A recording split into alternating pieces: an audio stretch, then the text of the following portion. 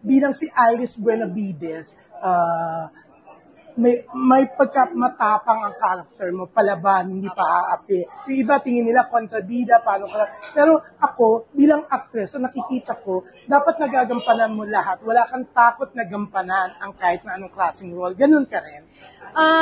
Opo, parang hindi ko naman binabase sa kung label is bida or kontrabida or kahit maliit lang yung role, kung sabihin, kung maganda naman yung role, gugustuhin ko pa rin talagang gawin. No. Ako, while in Europe, napapanood ko siya kasi mga kaibigan ko, naka-TFC. Pero yun nga, ako, gandang-ganda ako, di ba? Thank you.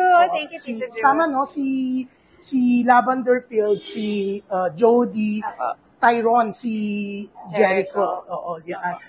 Gaano raw ba katindi pa ang mga abangan namin? Napatan nung tatlo. Sobrang... Lalo na kayo ni Iris, ni Lavender, di ba? Tsaka si Iris. Sobrang tindi pa. Madami pang mga... Actually, yung mga pinakitang fight scene, wala pa nga yun eh. So, sobrang dami pa talagang aabangan na drama at action. Eto na, okay, si Iris sobrang sexy. Nakita ko yung naka-two-piece siya. So, marami pa bang ganun mga eksena kaabangan? Meron pa. Okay, kasi parang kinakailangan sa character niya eh. Parang very stylish talaga siya at athletic. So, parang kinailangan ko din paghandaan talaga yung magiging itsura niya. Yan.